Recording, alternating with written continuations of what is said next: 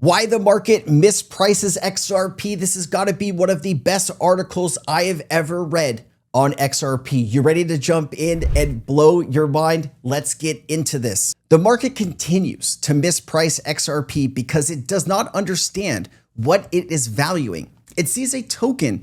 It does not see the system underneath. For years, the market has measured XRP by the wrong metrics. Traders look for volatility, analysts look for headlines, but neither group studies infrastructure. XRP is not an entertainment vehicle. It is the financial instrument designed to move value with precision, finality, and neutrality across the global ecosystem. The price does not yet reflect its function because the world has not priced in the function itself.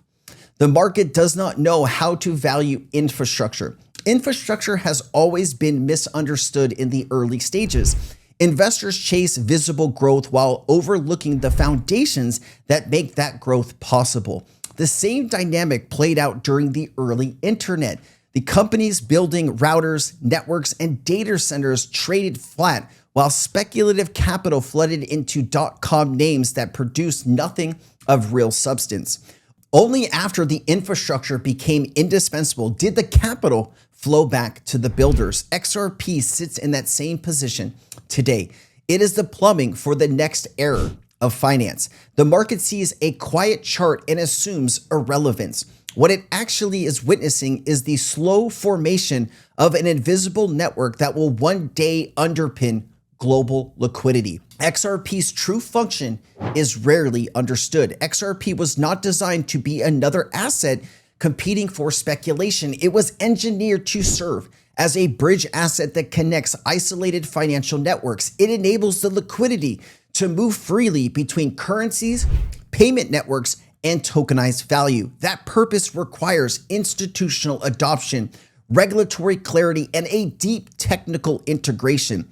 Those are slow processes measured in years, not weeks. The market cannot price what it does not understand. It continues to compare XRP to speculative assets that depend on narrative cycles when its entire architecture is monetary, not promotional. The longer that misunderstanding persists, the larger revelation becomes once utility takes center stage. Liquidity utility does not trade like emotion. Utility adoption moves differently from market emotion.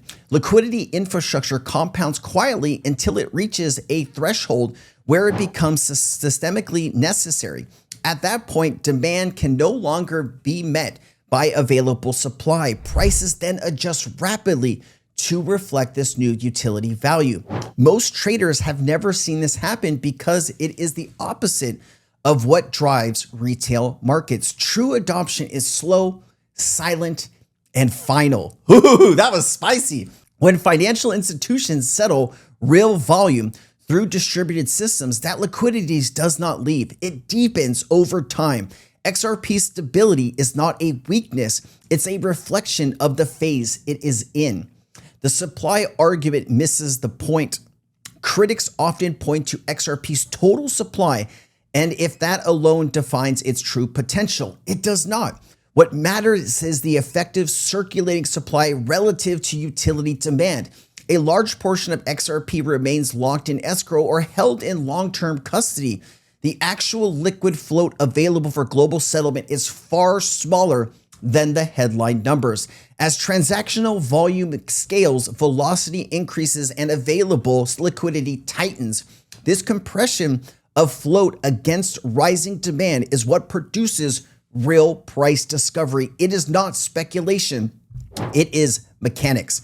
Regulation creates the framework for utility. Markets in traditional finance tend to price in regulation before it arrives. In digital assets, regulation is treated as an afterthought, yet the clarity achieved through the legal resolution of XRP's status is monumental.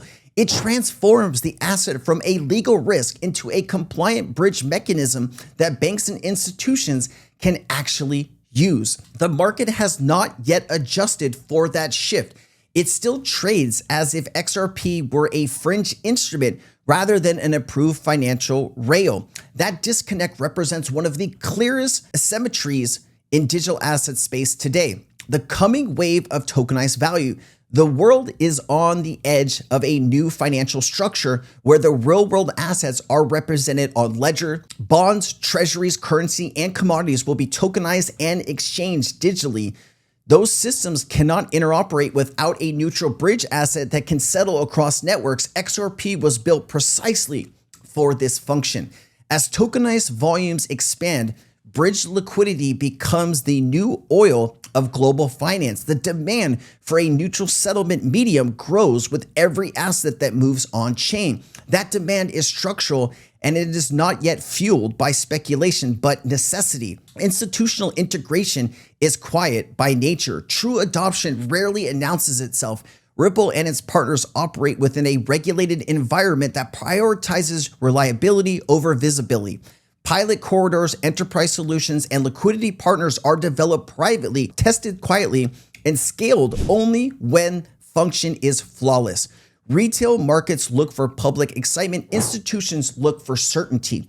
The groundwork being laid out today will not reflect in price until the infrastructure becomes critical to operations. When it does, the market will recognize that years of silence were actually years of construction. Perspective determines perception.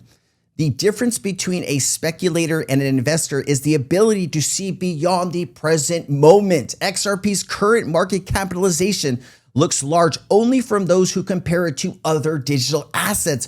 When measured against global settlement volumes, foreign exchange flows, and tokenized asset projections, it is insignificant. The mispricing exists because the market still views XRP as a trade rather than a transformation. It values it as it were another coin rather than a piece of monetary infrastructure positioned to facilitate trillions in global flow. When perspective shifts from price charts to liquidity mechanics, valuation models change completely. XRP is mispriced because the market continues to treat it as an event instead of a system. It is not yet realized that the value in financial architecture occurs slowly, then all at once. When settlement across a distributed system becomes the norm rather than the experiment, XRP will no longer need promotion or defense. Its utility will speak for itself. At that point, the market will not be discovering a new asset. It will be recognizing the one that has been here all along, quietly building the foundation for the next financial era of transfer, value transfer. Wow. The hairs on the back of my neck stood up when I read this. I mean, wow, that was incredibly broken down. Like, that was awesome.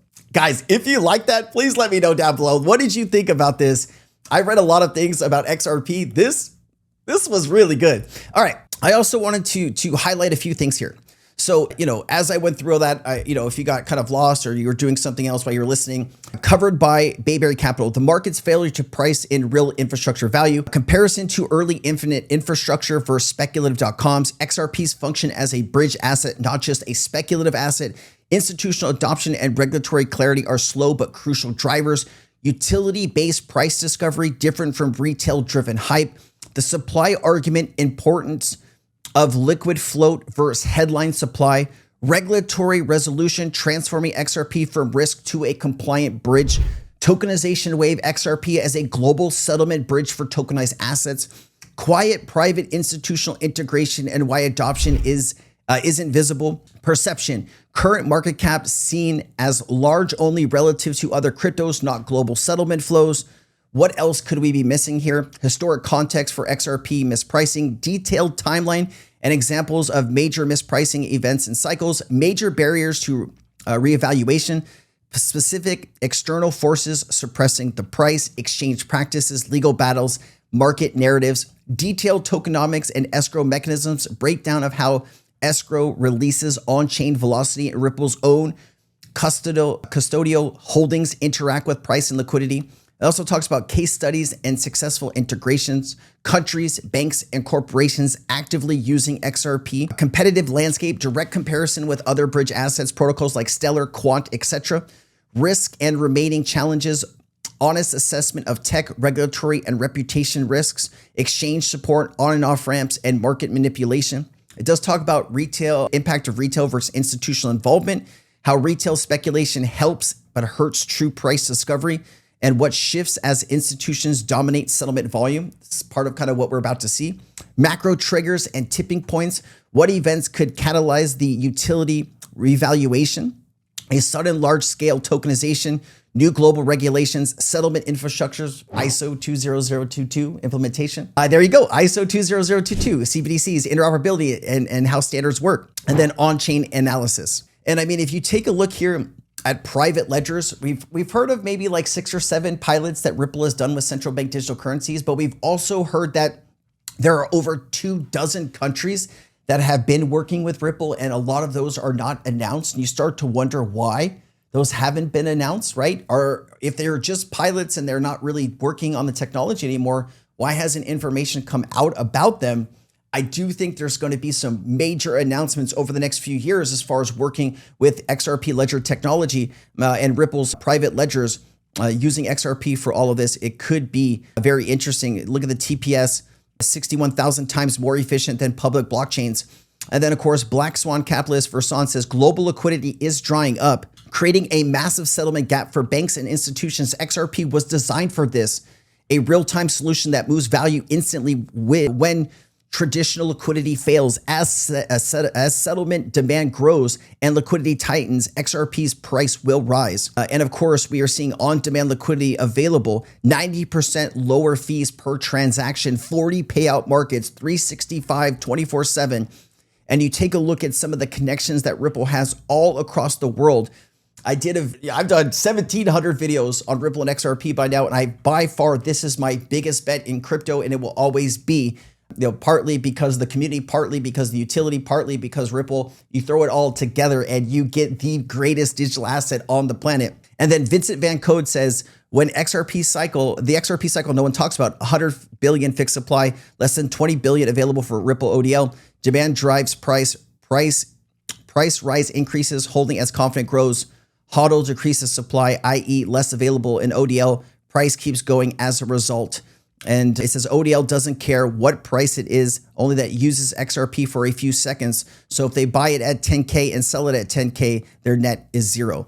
And man, there's just so many things going on with XRP right now, guys. If you want to stay up to date, this is the channel for you. Thank you for spending this time. I hope this helped open your eyes to all the exciting things that I think are coming for the XRP community. This is my one bet in my life that I am trying to go from this is my future.